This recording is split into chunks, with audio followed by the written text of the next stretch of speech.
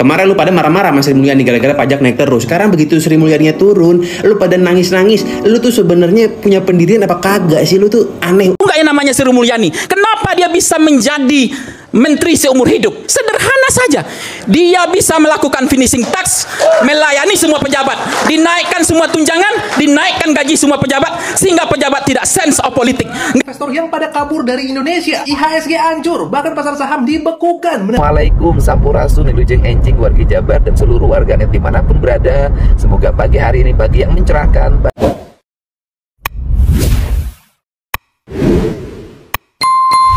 Berita viral hari ini adalah mengenai Pak Prabowo mengganti Sri Mulyani dengan Purbawayudi. Setelah itu Indonesia mengalami kehancuran dalam ekonominya, kawan-kawan. Apakah kehancuran ini disebabkan karena pergantian atau hal lain? Seandainya disebabkan karena pergantian, apakah Pak Prabowo salah memilih pejabat atau tidak? Dan bagaimana tanggapan-tanggapan netizen mengenai fenomena ini? Inilah yang akan kita diskusi bersama-sama pada hari ini, kawan-kawan. Akan tetapi sebelum itu mari kita saksikan bersama bagaimana tanggapan-tanggapan netizen mengenai fenomena ini agar kita memiliki acuan dan lain sebagainya, kawan-kawan. Tentunya tanggapan-tanggapan netizen itu memiliki landasan, entah landasannya itu benar atau tidak. Yang penting memiliki landasan, dan landasannya itu menarik. Ada yang bikin ketawa, ada yang bikin kesel, ada yang bikin serius dan lain sebagainya, kawan-kawan. Oke, mari kita saksikan bersama-sama tanggapan netizen mengenai pergantian ini, kawan-kawan. Kemarin lu pada marah-marah sama Sri Mulyani gara-gara pajak naik terus. Sekarang begitu Sri Mulyaninya turun, lu pada nangis-nangis. Lu tuh sebenarnya punya pendirian apa kagak sih? Lu tuh aneh, ajaib banget lu pada. Lu tuh maunya apa? Dikasih menteri keuangan yang pesimis kayak Sri Mulyani, lu marah. Sekarang dikasih Menkeu yang baru nih, bapak siapa tuh namanya, yang optimis, lu marah juga. Dia optimis, dia bilang diri yang jago, lu bilang dia sombong. Terus lu maunya apa? Mau yang pesimis atau mau yang optimis? Maunya yang mana? Ajaib lu pada. Kalau ada pejabat yang optimis kayak si bapak itu tuh, bagus, biarin aja. Jadi nagihnya gampang, nggak banyak alasan, nggak dikit-dikit alasan ekonomi global, dikit-dikit alasan AIUEO. Bagus kalau dia optimis, nggak usah mabok sopan santun. Kita nggak usah ngomongin sopan santun.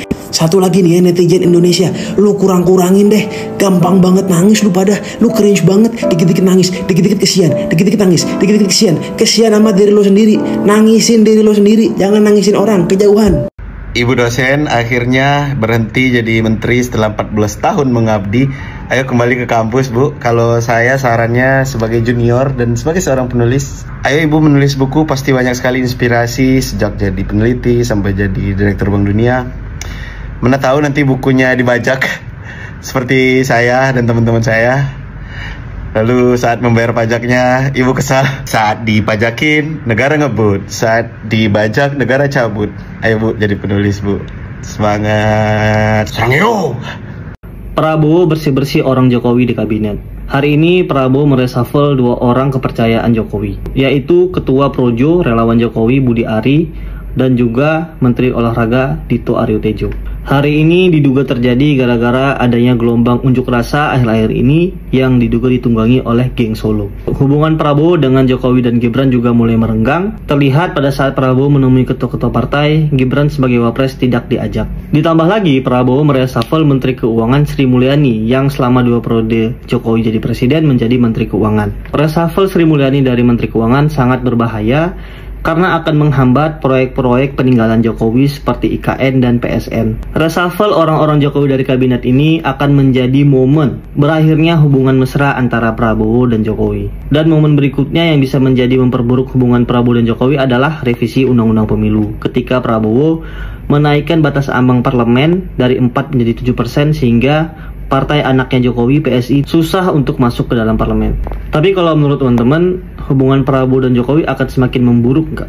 Tulis di kolom komentar. Ibu Sri Mulyani diturunkan, dicabut dari jabatan Kemenkeu Indonesia. Itu yang kalian mau kan? Salam, APBN. Ambil positif, buang negatif, tonton videonya sampai habis. Rakyat Indonesia, biasakanlah konsisten dengan omongan kalian sendiri. Kemarin kalian mau Ibu Sri Mulyani diturunkan. Bahkan kalian maunya, Bu Sri Mulyani mundur, Bu, mundur. Nah, sekarang Sri Mulyani sudah dipecat, sudah diturunkan, sudah dicabut dari Kemenkeu Indonesia dan sudah diganti. Terus kalian sekarang pada marah-marah. Kalian ini maunya gimana sih? Selama menjabat menjadi Kemenkeu pada masa jabatan Bapak Joko Widodo, gue itu mengetahui Bu Sri Mulyani itu sebagai Menteri Keuangan yang sangat bagus. Kinerjanya dan segala macamnya itu bagus dan berpihak pada rakyat. Tapi gue nggak tahu kenapa akhir-akhir ini Bu Sri Mulyani, ya gue nggak tahu ya, peraturan pajak itu udah diatur dari dulu, karena mau siapapun presidennya, mau siapapun pemimpinnya, ya namanya kalau pajak naik, pajak akan tetap naik. Cuman gue nggak tahu ya, belakangan ini tuh Ibu Sri Mulyani tuh banyak keblunder juga, banyak keblinger gitu juga loh dari public speakingnya dan segala macamnya. Gue juga sempat ngontenin beberapa kali tentang Ibu Sri Mulyani, tapi perlu kalian ketahui bahwa gue sama sekali tidak termakan hoax Ibu Sri Mulyani terkait video AI-nya yang dia bilang guru adalah beban negara. Karena gue dari awal tahu kalau video itu adalah AI. Jadi kalau kalian ada yang bilang, Cijes kan waktu itu ngontenin Ibu Sri Mulyani guru adalah beban, silakan cari konten gue. Silakan cari jejak digital gue. Gue tidak pernah termakan video hoax AI. Gue bisa membedakan mana video AI, mana video asli. Dan sekarang Ibu Sri Mulyani sudah digantikan oleh Menteri Keuangan yang baru. Waktu itu kalian bilang, waktu ada video Bu Sri Mulyani yang nangis-nangis itu, kalian hina-hina. Air mata buaya macam apa itu, Bu? Air mata palsu, air mata bla bla bla bla bla. Sekarang kalian yang mulai menyadari kinerja Ibu Sri Mulyani, kalian sedih juga. To be honest, jujur, gue juga sebenarnya sedih ya Ibu Sri Mulyani digantikan. Tapi mungkin ini adalah langkah yang terbaik supaya rakyat Indonesia juga menjadi damai. Karena berarti secara tidak langsung Bapak Presiden Prabowo Subianto mendengar suara rakyat yang dari kemarin kalian berteriak, Bu Sri Mulyani turun, Bu Sri Mulyani ganti Sri Mulyani, turunkan Sri Mulyani dan segala macamnya. Dan sekarang didengarkan oleh Bapak Prabowo Subianto. Perlu kalian ketahui bahwa Ibu Sri Mulyani itu mendapatkan World Government Summit di Dubai tahun 2018 sebagai menteri terbaik. Bahkan di 2019, Ibu Sri Mulyani itu mendapatkan dan dinobatkan sebagai menteri terbaik se-Asia Pasifik tahun 2019. Tapi ya sudah, what is done, is done. Apa yang sudah terjadi, terjadi. Apa yang sudah selesai, selesai. Sekarang harapan gua untuk Kemenkeu yang baru, untuk bapak-bapak itu, semoga bapak bisa kembali mengembalikan kepercayaan rakyat terhadap keuangan negara. Bapak bisa mempergunakan pajak yang sudah dibayarkan oleh rakyat. Bapak bisa mempergunakan itu dengan sebaik-baiknya, dengan setransparan mungkin.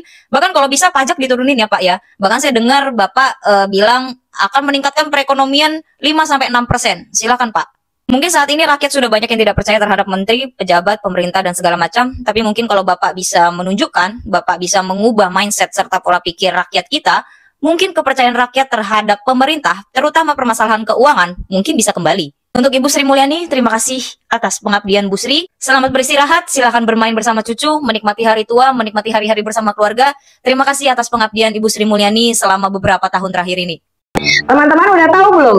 Pak Presiden Prabowo Subianto melakukan reshuffle kabinet merah putih. Dikabarkan ada 5 menteri yang akan direshuffle. Dan yang menjadi sorotan publik adalah Budi Ari dan juga Sri Mulyani ikut-ikutan direshuffle. Kenapa kemudian yang 2 orang ini menjadi sorotan publik? Karena akhir-akhir ini 2 sosok ini sering menciptakan kontroversi. Nah, oke, tentang reshuffle itu adalah hak prerogatif presiden ya guys ya. Tapi kalau kita tinjau secara teori dalam diskursus politik, itu adalah tindakan pemimpin yang menciptakan good governance. Apa itu good governance? Good governance itu adalah ciri-ciri dari pemerintahan yang baik. Kemudian apa ciri-ciri dari pemerintahan yang good governance itu? Ciri-cirinya adalah transparansi, accountable, dan juga responsif. Nah, ini adalah merupakan tindakan seorang pemimpin yang demokratis yang mengerjakan kontrak sosial. Apa pula itu kontrak sosial? Kontrak sosial itu adalah sebuah komunikasi yang dijalankan oleh pemimpin untuk memenuhi kehendak rakyat. Nah, pertanyaan saya, kira-kira kurang demokratis apa lagi Pak Prabowo Subianto sehingga banyak sekali orang yang merasa dibungkam oleh beliau? Jawabannya ada di Anda. Sumpah ya, Sri Mulyani kena reshuffle itu sama sekali nggak masuk prediksiku di tahun ini. Aku kira dia akan jadi menteri favorit semua presiden karena dari 2016 sampai hari ini, hari terakhir dia resmi jadi menteri. Nah, masalahnya itu ternyata yang di reshuffle nggak cuma Sri Mulyani aja, tapi ada 5 menteri. Yang aku bener-bener ngerasa ini tuh di luar prediksiku adalah aku kira Sri Mulyani itu adalah menteri favorit sepanjang masa, favorit siap presiden kita gitu. Karena dia selalu bisa memunculkan ide-ide untuk menyelamatkan perekonomian Indonesia, yaitu adalah dengan pajak.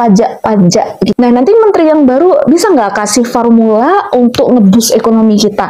Yang mungkin apakah ini pertanda kita rakyat jelata ini bakal bebas dari pajak yang sangat tinggi? Atau ini pertanda yang lain? Karena IHSG aja udah turun 1,28%. Menurutmu gimana? Kesalahan terbesar digantinya Menteri Keuangan. Ini saya boleh terus terang, dari kemarin pas diumumkan ada reshuffle Bu Sri Mulyani, itu langsung aduh, akan muncul masalah yang sangat besar di Indonesia. Karena Menteri Keuangan ini sangat krusial. Ya. Saya yakin Bu Sri Mulyani ini tidak bisa diakal-akalin, tidak bisa dibohongin. Terlepas dari beliau seorang manusia ya, yang mungkin ada kesalahan, tapi untuk masalah keuangan, mengatur keuangan negara, Bu Sri Mulyani luar biasa. Jadi Pak Prabowo ini salah besar mengganti Bu Sri Mulyani. Kalau menteri lainnya nggak apa-apa diganti, tapi untuk Menteri Keuangan ini sangat-sangat penting. Sangat penting.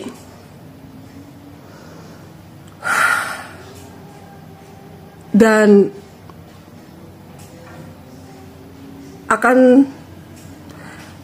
saya bukan mau ngomporin, bukan mau apa nih segala macam, bukan. Tapi nanti kita lihat aja, omongan saya benar atau salah ya. Akan berantakan gitu loh, akan kacau banget ini. Karena bagaimanapun untuk saat ini tidak ada yang bisa sebaik Bu Sri Mulyani dalam mengatur keuangan negara. Coba aja buktiin omongan saya. Breaking news, Menteri Keuangan Bu Sri Mulyani diganti oleh Presiden Prabowo. Yes, kalian nggak salah dengar teman-teman ya. Jadi ya, informasi terbaru, terupdate ya, Menteri Keuangan Sri Mulyani diganti oleh Purbawayudi ya, yang sebelumnya menjabat sebagai petinggi di LPS atau Lembaga Penjamin Simpanan. Mungkin ini adalah kabar baik buat kalian ya, mayoritas yang berstatus wajib pajak. Karena sedari 2016 beliau menjabat, banyak yang merasa berat ya terkait dengan kebijakan-kebijakan yang dikeluarkan ya untuk bayar pajak ya. Tapi ya perlu kita kritisi, nama beliau ini sebenarnya adalah jaminan untuk Indonesia itu ambil utang luar negeri ya. Karena beliau itu statusnya dulu pernah jadi petinggi di Bank Dunia ya. Nah, nanti penggantinya akan lebih baik atau tidak, kemudian kebijakan-kebijakannya itu akan pro rakyat atau tidak, ya kita masih belum tahu. Tapi yang pasti adalah mungkin ini kabar baik buat kalian wajib pajak, tapi belum tentu juga kebijakannya penggantinya Bu Menteri ini akan lebih baik dan pro rakyat. Jadi gimana menurutmu? Kalian ini pro nggak terhadap kebijakan Bu Menteri dicopot dan diganti? Ayo coba komen. Hai, saya Kitty Ruth Kirana, Gen Z, Master Kebijakan Publik dari Tsinghua University, China. Coba bayangkan, dari Rp100 belanja negara, Rp82 diambil dari pajak rakyat dan bea cukai. Sementara hasil tambang, minyak, sawit, gas, BUMN, BUMD itu cuma menyumbang Rp18. Gak masuk akal kan? Kalau begini terus, Menteri Keuangan baru, Pak Purbaya, apa solusimu? Naikin pajak lagi? Atau nambah utang baru? Itu jalan pintas yang gampang. Tapi rakyat makin menderita dan negara makin terjerat. Yang seharusnya dilakukan Menteri Keuangan sejati adalah tutup kebocoran triliunan rupiah setiap tahun. Berantas korupsi di sektor pajak dan belanja negara. Efisiensi radikal. Potong semua fasilitas dan tunjangan mewah, DPR, DPD, DPRD. Kalau mereka nggak mau, silakan mundur. Rakyat justru lebih lega kalau wakil rakyat yang cuma jadi beban keluar semua. Benahi BUMN jadi mesin uang, bukan mesin rugi. Hapus fasilitas dan tunjangan mewah bagi para menteri, komisaris, direksi. Kalau cuma bisa rugi tapi minta gaji segunung, itu artinya nggak tahu malu. Sayangnya begitu Pak Purbaya diangkat menjadi Menteri Keuangan, IHSG langsung ambruk. Jadi, itu PR Anda juga untuk bangun kepercayaan investor. Supaya rupiah dan IHSG nggak terus-terusan anjlok. Terakhir, dan ini menjadi tuntutan rakyat pembayar pajak, hentikan proyek boros yang cuma populis tapi minim manfaat. Buktikan keberanian Anda sebagai Menteri Keuangan. Hitung ulang anggaran proyek MBG, food estate, alutsista impor, koperasi merah putih, IKN, dan sederet program lainnya yang menghabiskan anggaran negara. Kalau solusinya cuma naikin pajak atau tambah utang, itu tandanya Menq gagal. Indonesia butuh menteri keuangan yang berani lawan korupsi. Hentikan boros anggaran dan buat negara kuat ekonomi. Bukan hanya menteri keuangan penjilat yang kerjanya cuma bilang, "Siap Pak, kita naikin pajaknya." Jadi, selamat bekerja Pak Purbaya, Pak Menteri Keuangan baru.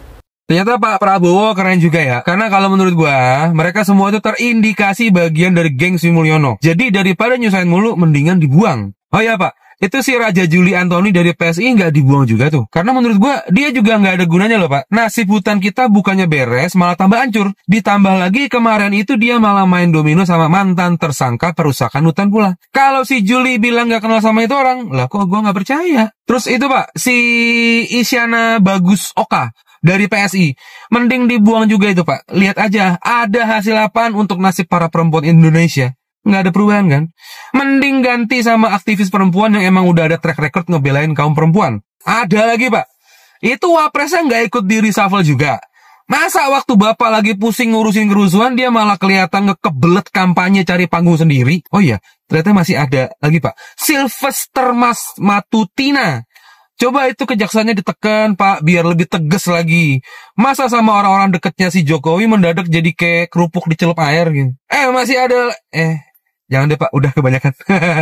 Awal Ibu Sri Mulyani naik menjadi Menkeu di era Bapak Prabowo, saham naik 2%-an lah.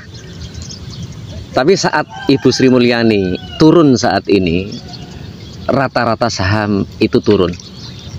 Sekitar 2%-an juga.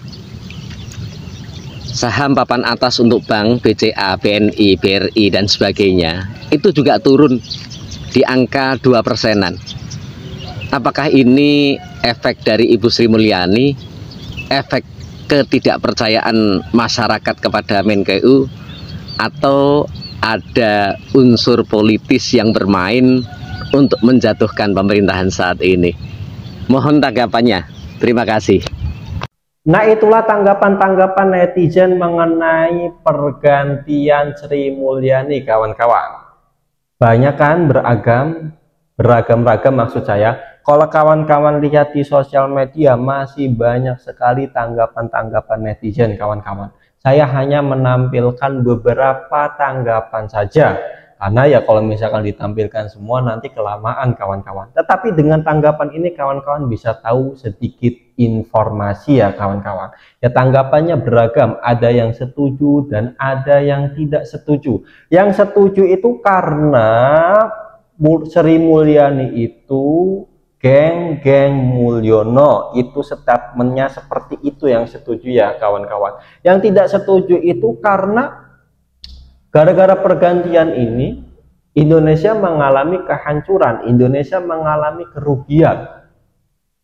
Apakah betul kerugian itu disebabkan karena pergantian atau memang hal lain, kawan-kawan? Tapi sebelum itu coba mari kita saksikan bersama-sama bagaimana rekam jejak Sri Mulyani dan rekam jejak siapa namanya itu, Purbawayudi, kawan-kawan. Bagaimana dan siapa mereka, kawan-kawan? Kita saksikan bersama-sama videonya. Hari ini Sri Mulyani dicopot dan Prabowo menunjuk Purbayayudi Sadewa jadi Menteri Keuangan. Tapi pertanyaannya, siapa sebenarnya Purbaya ini? Jadi Purbaya lahir tahun 64, dia lulusan Teknik Elektro ITB, lalu melanjutkan S2 dan PhD Ekonomi di Purdue University Amerika Serikat. Karirnya cukup unik menurut saya ya. Jadi awalnya insinyur di Schlumberger, perusahaan minyak dunia, lalu banting setir jadi ekonom di Dana Reksa Research Institute. Jadi namanya itu melambung karena analisisnya waktu itu yang saya baca di media cukup tajam sampai dia dipercaya jadi Chief Economist Dana Reksa dan direksi di sana. Lalu kapan sih dia masuk pemerintah? Jadi Purbaya ini sempat jadi staf khusus di Kemenko Perekonomian saat Luhut Binsar Panjaitan juga di sana. Terus juga di Deputi Kantor Staf Presiden saat Luhut di sana juga, lalu Deputi Kemenko Maritim dan Investasi waktu Luhut di sana juga. Makanya santer terdengar bahwa Purbaya ini adalah orang yang punya kedekatan dengan Bapak LBP. Nah, puncak karir Purbaya ini saat Jokowi melantik dia sebagai Ketua Lembaga Penjamin Simpanan. Nah, Purbaya cukup terbukti kalau menurut saya saat meredam gejolak perbankan saat pandemi. Dia juga orang yang paham kok bagaimana menenangkan pasar di tengah krisis. Kini di era Prabowo, Purbaya dipercaya jadi bendahara negara lah. Jadi dia bukan politisi tapi teknokrat lah, bisa dibilang seperti itu. Bukan figur yang populer tapi punya reputasi analitis. Sebenarnya Purbaya ini adalah insinyur yang jadi teknokrat yang low profile dan sekarang orang yang memegang kunci keuangan Indonesia. Kita harus menaruh kepercayaan pada Bapak Purbaya sehingga kita berharap ada inovasi dan kreativitas baru dalam mendapatkan penghasilan untuk negara ini. Kita juga harus melepas ketergantungan dengan Ibu Sri Mulyani yang sudah 2 dekade memimpin bendahara negara. Jadi harus muncul figur baru dengan kekuatan baru, dengan daya strategi yang baru dan dengan kreativitas yang baru. Tapi memang pertanyaannya apakah Bapak Purbaya bisa sekuat Sri Mulyani menghadapi hantaman berbagai hal termasuk kritik dari masyarakat? Jawabannya kita akan tunggu dalam 4 tahun ke depan. Gila, tiba-tiba Bu Sri Mulyani di reshuffle guys sama Bapak Purbaya Yudi Sadewa. Kita coba review bareng-bareng dan kita lihat sepak terjang Bapak ini, dan kita coba tanya AI gimana nanti dia menjadi Menteri Keuangan ya. Nih, karena aku tahu kalian males baca, jadi aku coba recap ya dari Wikipedia. Bapak Purbaya Yudi Sadewa adalah ekonom dan insinyur asal Bogor. Dia juga pernah menjabat Ketua Dewan Komisioner Lembaga Penjamin Simpanan ya pada 2023. Terus dia lulusan ITB sama Universitas Purdue, kayaknya ini US deh ya. Jadi kurang lebih karir profesionalnya itu beliau itu field engineer di Slumber Overseas, terus juga pernah jadi senior economist di Dana Reksa Research Institute, dan karir di pemerintahannya lumayan lah ya. Ada Kementerian Koordinator Bidang Perekonomian 4 tahun, 2010 sampai 2014. Pertanyaannya adalah bagaimana sepak terjang Bapak Purbaya Yudi Sadewa menggantikan Ibu Sri Mulyani sebagai Menteri Keuangan, dan berdasarkan portfolio dan pengalamannya gimana nanti kontribusinya ke rakyat. Beliau itu emang kuat di bidang ekonomi dan pasar keuangan ya. Jadi ahli pasar keuangan, ekonom makro, deputi, tim Jokowi's Economic Gang juga nih guys. Tapi kalau kita bandingin emang agak beda nih sama Bu Sri Mulyani. Kalau Bu Sri Mulyani kan emang ahli di kebijakan fiskal, perpajakan, dan administrasi publik ya. Jadi kalau kita simpulkan sebagai Menteri Keuangan, kurang lebih dia akan buat stabilisasi makroekonomi dari perspektif pasar, koordinasi yang erat dengan Bank Indonesia. Kurang lebih kayak gini lah guys ya. Kalian bisa Google sendiri sih, tapi ini lumayan mengejutkan. Itu kan suara sebagian kecil rakyat kita. Kenapa? Mungkin sebagian ngerasa keganggu hidupnya masih kurang ya. Once saya ciptakan pertumbuhan ekonomi 6%, 7%, itu akan hilang dengan otomatis. Mereka akan sibuk cari kerja dan makan enak dibandingkan mendemo. Wow, gua kirain itu clickbait berita temen-temen. Kayak mana mungkin menteri ngomong kayak gitu di day one lagi. Ternyata bener anjir. Oke gini, gua tahu lo marah, tapi he may be right, oke?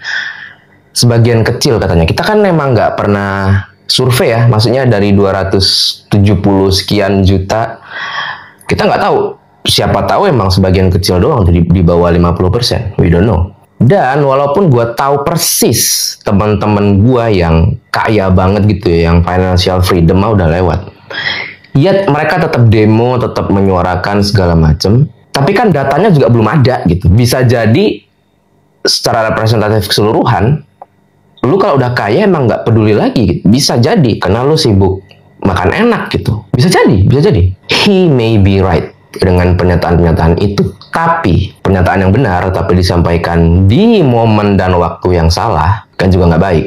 Itulah kenapa ada ilmu PR gitu, public relation, komunikasi publik. Yang mana emang menteri-menteri kita kayaknya kurang training. Ini menteri baru sudah jelas dia belum di training, makanya PR-nya busuk sekali sepertinya. Tapi maksud gue oke lah, kita jangan fokuskan kemarahan di pernyataan itu. Kayak ya udah, ini peringatan buat menteri baru. Kemarin anggota DPR sekian dinonaktifkan karena omongan. Hati-hati. Itu nggak usah kita perpanjang lagi, poin video ini bukan itu. Tapi gue mau bilang adalah dia nyebut kalau ekonomi naik 6-7%, dia sebut angka itu. Teman-teman, kita udah belajar banyak.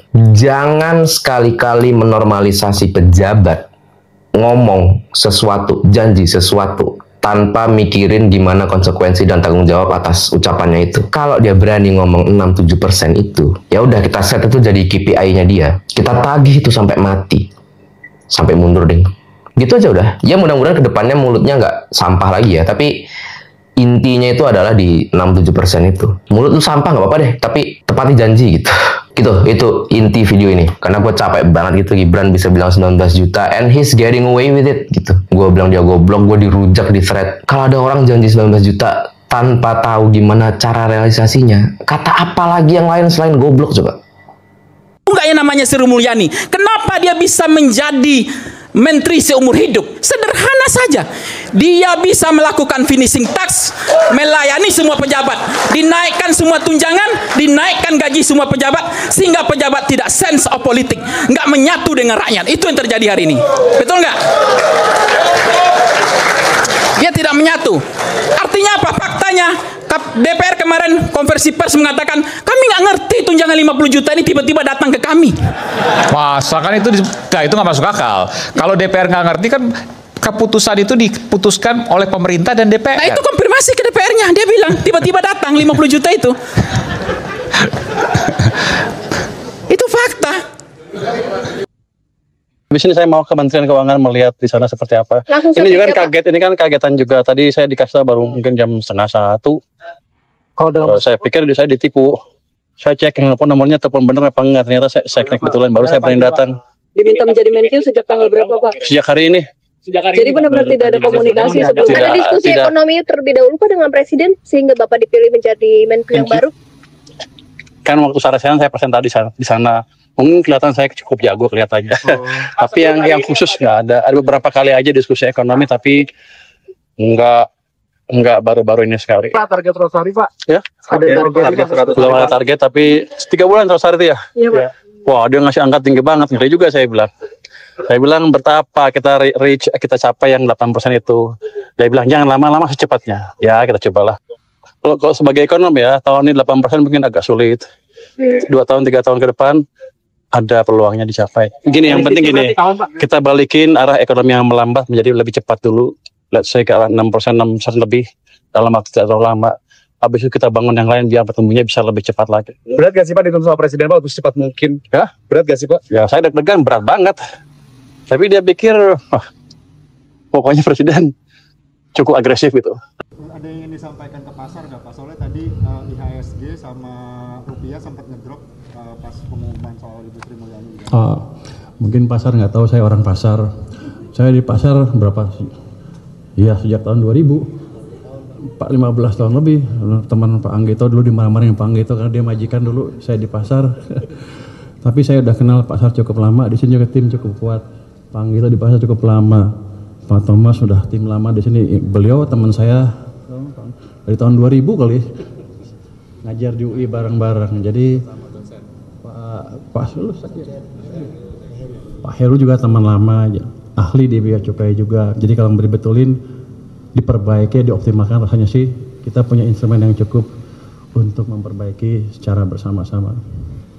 Menurut Bapak ekonomi Indonesia akan seperti apa Pak 5 tahun mendatang? Saya ini punya alat yang disebut Leading Economy Index. Itu bisa mendeteksi siklus bisnis ekonomi kita. Ekonomi kita itu biasanya paling pendek itu ekspansinya. Kalau siklus bisnis gini, ekspansi melambat resesi, ekspansi melambat resesi. Kita itu ekspansinya biasanya 7 tahun, terus jatuh setahun, naik lagi 7 tahun, jatuh setahun. Kalau kita pinter, bukan 7 tahun, bisa 10-11 tahun. Kalau biasa aja, 7 tahun. Oke. Itu semacam takdir, kita nggak bisa lawan itu takdir dari Tuhan. Ya, benar. Jadi di ilmu kami ada takdir juga, tapi yang membentuk takdir itu adalah behavior seluruh perilaku ekonomi. Oke. Entah gimana tiap 7 tahun berulang. Dan kita baru mulai ekspansi ekonomi lagi kan 2022 ya. Iya. 2021 kan 2021 jatuh, 2022 mulai ekspansi lagi. Kalau let's say 7 tahun sampai 2029 akan ekspansi terus. Kalau 11 tahun sampai 2033, itulah masa depan ekonomi anak muda sekarang. Kalau kita nggak jadi bodoh, artinya kita memanfaatkan pengetahuan-pengetahuan yang udah kita dapatkan dari krisis-krisis sebelumnya. Dan saya yakin itu tidak terlalu sulit untuk dicapai. Nah, sekarang kawan-kawan sudah tahu bagaimana rekam jejak dan siapa mereka sebetulnya. Oleh karena itu, kawan-kawan memiliki informasi yang lebih mengenai pertanyaan, mengenai untuk menjawab pertanyaan-pertanyaan yang akan kita diskusikan, kawan-kawan. Oke, sekarang informasinya sudah sedikit bertambah. Sekarang, apa sih kerugian yang disebabkan Indonesia setelah kejadian pergantian itu? Apakah betul-betul disebabkan pergantian atau tidak? Coba mari kita saksikan bersama-sama apa kerugian Indonesia sebab pergantian Sri Mulyani dengan Bapak Yudi ini, kawan-kawan. Saksikan.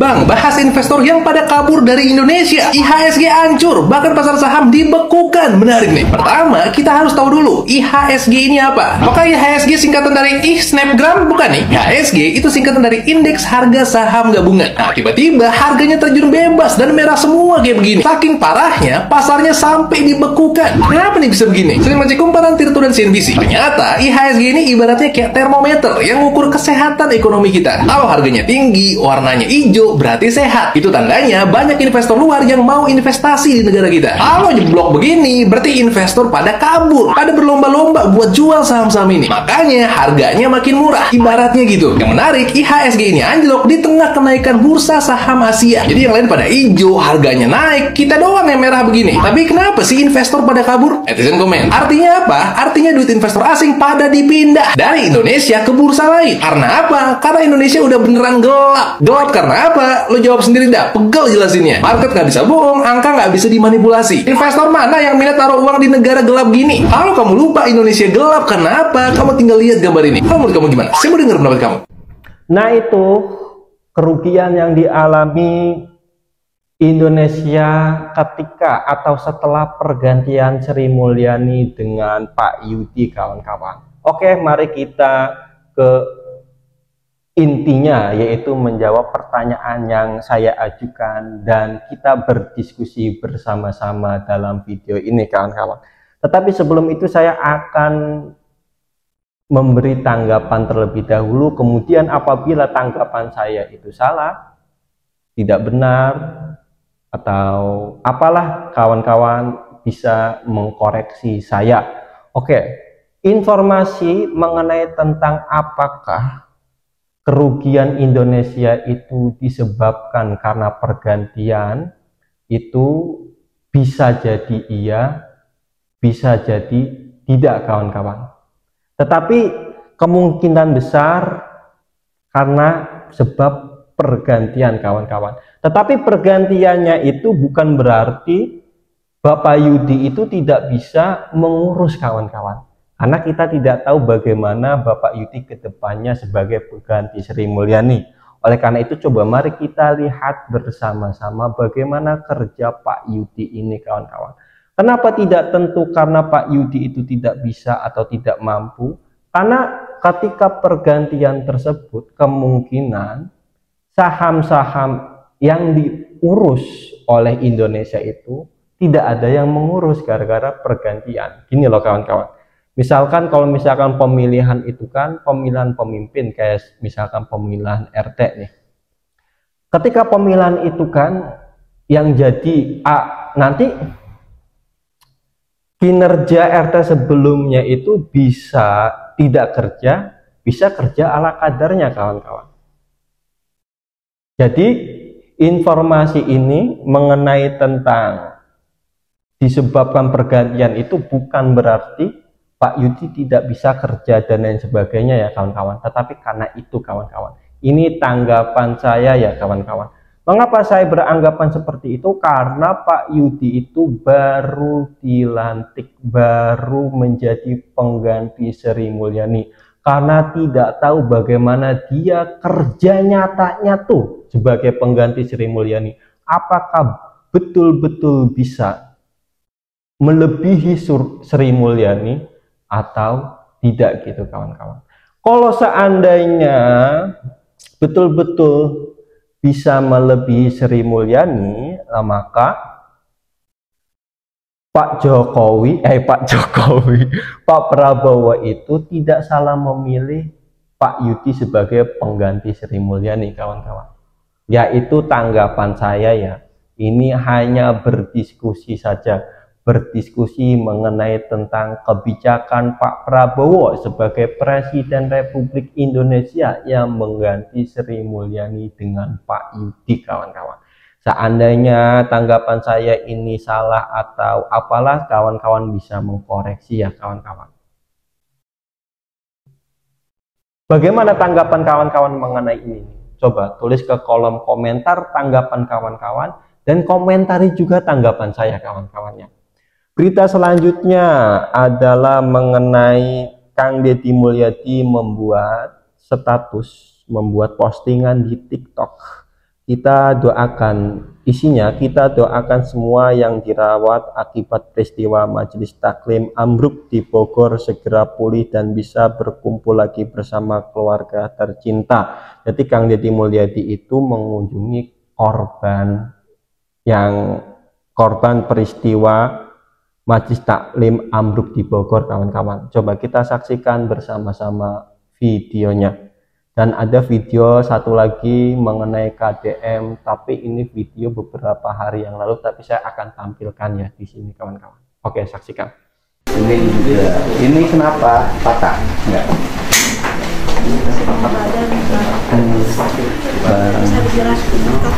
Ketimpa bangunan, ketimpa orang.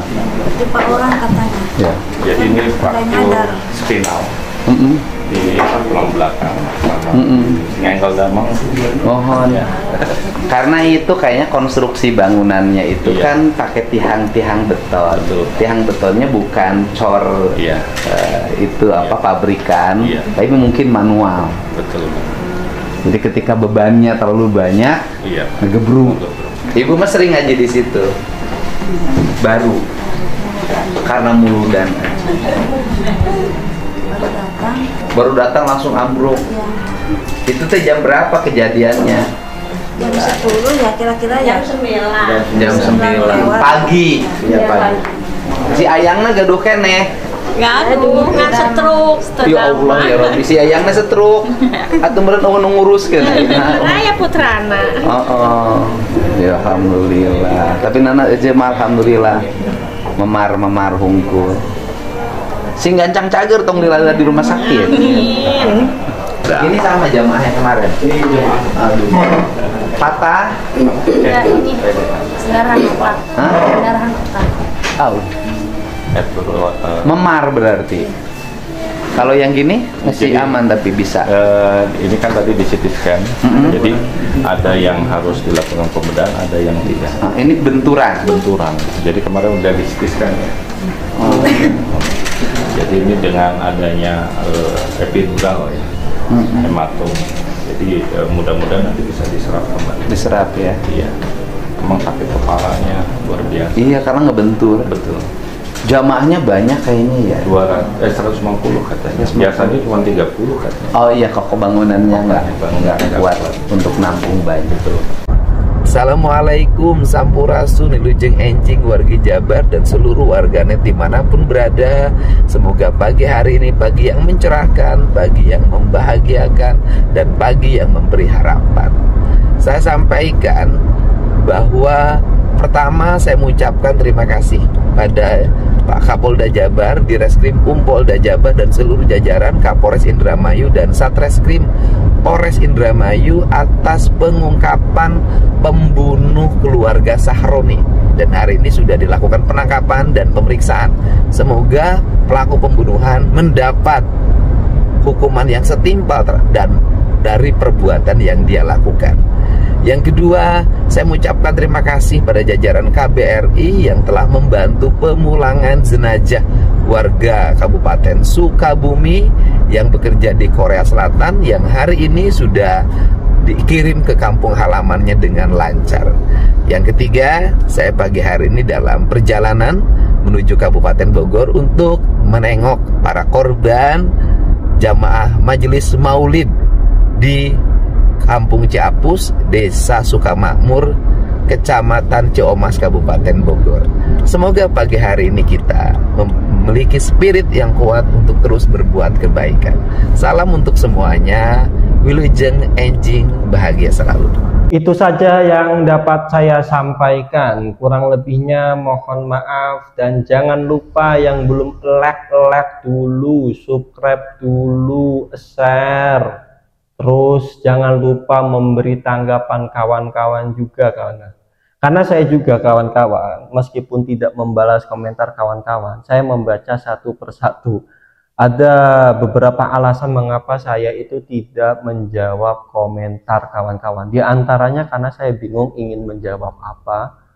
Karena ya itu tanggapan kawan-kawan. Kawan-kawan bebas berpendapat, karena ya berpendapat itu dibebaskan di Indonesia. Ya meskipun terkadang ya gitulah, kawan-kawan tahu sendirilah kawan-kawan. Intinya berpendapat di Indonesia itu dibebaskan karena sesuai dengan Pancasila gitu, kawan-kawan. Ya saya membaca komentar kawan-kawan karena saya ingin informasi dari kawan-kawan, ilmu dari kawan-kawan, tanggapan dari kawan-kawan. Saya baca satu persatu, kawan-kawan, meskipun saya tidak membalas komentar. Oleh karena itu ya saya minta maaf apabila tidak menjawab komentar ya, kawan-kawan. Ya saya pasti ada kesalahan ketika menjelaskan dan lain sebagainya ketika membuat video. Itulah kelemahan saya, kawan-kawan. Oleh karena itu saya mengajak kawan-kawan untuk berdiskusi agar ketika saya salah kawan-kawan bisa membenarkan, ketika saya benar kawan-kawan memiliki informasi dan wawasan yang baru gitu. Kurang lebihnya mohon maaf, saya Taufik Hasan pamit mengundurkan diri. Kemana? Bukan menjabat menjadi pejabat Indonesia, kawan-kawan, tetapi pamit mengundurkan diri dalam membuat video. Terima kasih.